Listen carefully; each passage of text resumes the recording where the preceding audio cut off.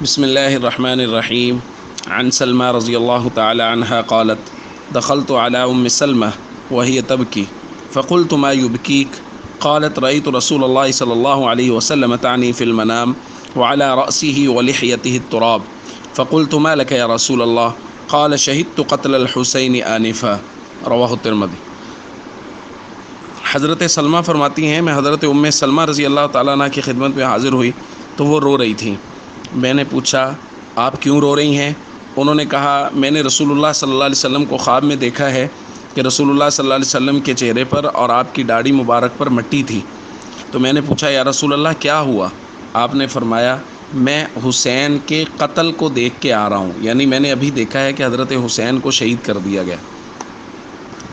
دوستو، حضرت حسین رضی اللہ تعالیٰ عنہ کی اتنی بڑی وفا، اتنی بڑی قربانی، اور اس کے مقابلے میں ہم سب لوگوں کا عمل، یہ دو بہت مختلف چیزیں ہیں۔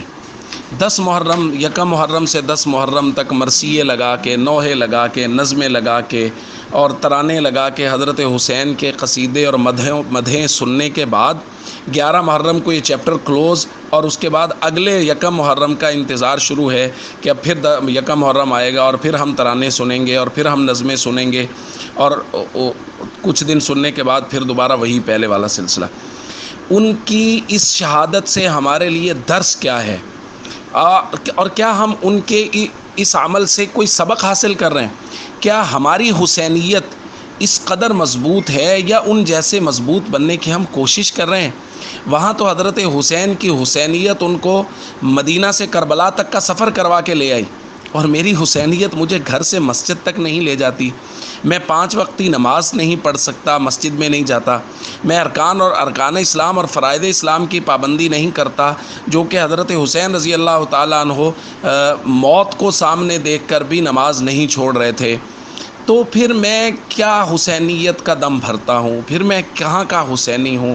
اور پھر میں ان 10 دنوں کی اس عقیدت اور محبت کے ساتھ وہ ساری چیزیں سننے کے بعد کیا میں حق بجانب ہوں کہ میں اپنے آپ کو سچا حسینی کہوں؟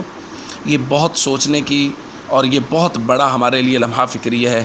اس پہ سوچیے ضرور کہ کیا ہم اس قدر مضبوط حسینیت رکھتے ہیں کہ ہم ارکان اسلام اور فرائض اسلام کی مکمل پابندی کریں، اور ہم رسول اللہ صلی اللہ علیہ وسلم اور حضرت حسین کی گزاری ہوئی زندگی کے مطابق اپنی زندگی گزاریں۔